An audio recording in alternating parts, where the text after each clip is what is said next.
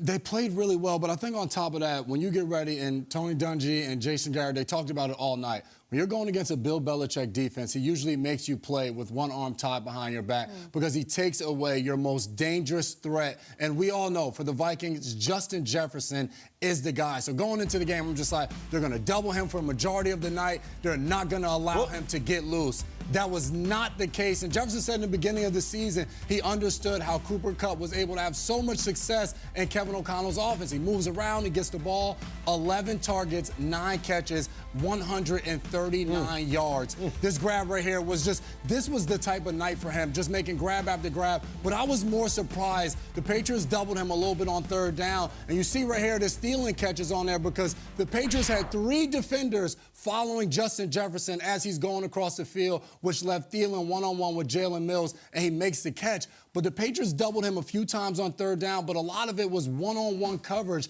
and you just cannot play Justin Jefferson that way, and he showed it last night. If you leave me one-on-one, Kirk Cousins is going to give him an opportunity, and he's going to make play after play and kill you, and he did that last night. It was a bizarre game in a lot of ways.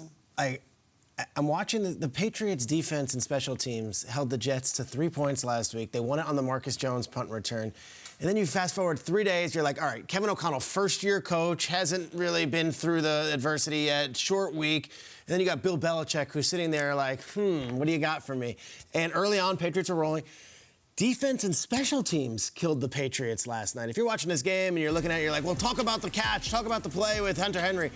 Patriots gave this game away in a lot of ways. Here, I know a lot of Patriots fans thought that number 30, C.J. Ham, had a hold on this return. You're not going to get that necessarily. It didn't happen. Then Pierre Strong, who's the player, I'm sorry, not Marcus Jones. We said Pierre Strong is the one who had the roughing the punter earlier at the end of the game. And if they had just stayed away completely and not even gone near the punter, you get Mac Jones a chance. Instead, the Vikings get a game-winning touchdown. I thought Mac played well. I thought that a lot of the offensive players we haven't seen much from, Hunter Henry, Aguilar, they played well. Patriots special teams and defense, to me, lost this game. And yes, the Vikings deserve a pat in the back, and they got off the mat and all that. And we'll do all that today, I promise you. But for the Patriots, you now have 4 games left against AFC teams, where it's 2 against Buffalo, 1 against Miami, and 1 against Cincinnati. Those are all must-wins now. They haven't played well against good quarterbacks. They have not played good, but you know what? Well. I haven't played that bad all season. I haven't seen that. That was something. Defense couldn't stop Cousins, and then the special teams was a complete non-factor. If anything, it was a huge negative yesterday. I yelled at my son yesterday really loud. Why? Just being a jerk, not listening, terrible attitude. He left me no choice. Like, I tried and I tried and I tried. It was on the front yard. I just screamed at him. I didn't relish it, but he left me no choice. And I just look at the Vikings. I said last week, I don't want to talk to you. I don't want to look at you. Go to your room. Get out of here. You disappointed me so badly. I love you. I'm not mad, but I'm disappointed. And then I feel like yesterday, like, you hear their door open, you know, they're up in their room, and they're like, Dad, you know, like, they're back here in their room, they're over, and you hear that door open, Dad, and they come down, and they got a letter, they wrote a letter. I thought about what I did wrong. All right, sit down, you got a drink, sit down. And it's like, I know what I did wrong against the Cowboys was not acceptable, and I promise it will never happen again. And you're like, just I love you. I love you. Get over here. I love you, kid. And I do love the Vikings. And listen, the headline here, guys, is that the Vikings won a game in prime time against Bill Belichick, and Kirk Cousins won. True. And I almost swore.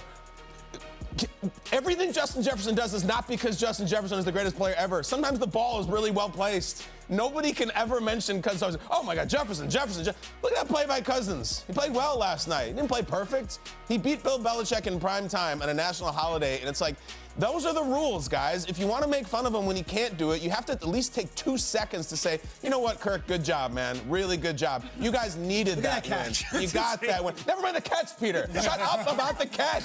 Cousins, shut up. He was a great throw by Cousins. I'm happy for the Vikings. They needed that really bad, and they got it at home, and they're eating the turkey legs, not somebody else. I'm pleased with them. They're back in good graces. You can play with your toys. I'm very pleased. Welcome back. I was a little hard on you, but that's okay. What about Calvin? Is he back in your good graces? 2 seconds later. 2 seconds. We're hugging. We're sharing pie. I love the kid so much, but he pushed me. Absolutely. Listen, for any fan of any team, like, if you want just to make sure every day you have like this positive spin and dose on your team, just make sure to go to Twitter and follow your team's communication communications team. Like Vikings PR, they just throw out stat after stat. Like T.J. Hawkinson, this history book. Justin Jefferson, now he's matching Adam Thielen with his number of catches so far. And it's like, that's just such a healthy dose, and I really appreciate that. But there is the catch-22 here, which is giving up 26 points to the New England Patriots team. The Vikings offense looks spectacular. Kirk Cousins played awesome. One of my friends, Phil Mackey, who covers the team, like he's got this whole Kirko chains thing going, which Kirk Cousins arrived at the stadium, went to the locker room at halftime. Second half, Kirko chains came out and then really spun the Vikings offense in a different direction.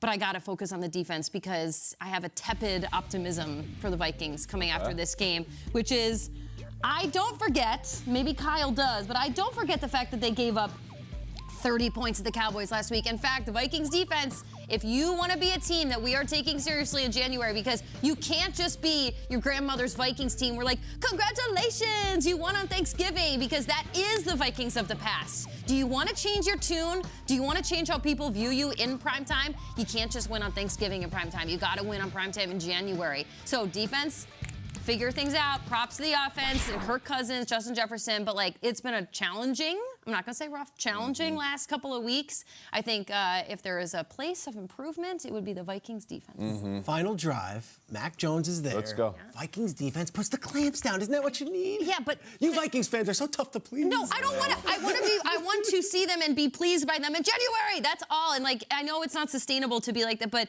they had been playing, like, even-keeled football on both sides of the ball up until the last 3 weeks, and the defense has been really challenged. So, and Mac Jones, like, had a great game, but, like... Can you imagine if Hunter Henry was eating the turkey leg in their stadium? Come on. Thank right? God. And we're not that far off from it. I know. Not that far off from it. But they didn't have it. They did not.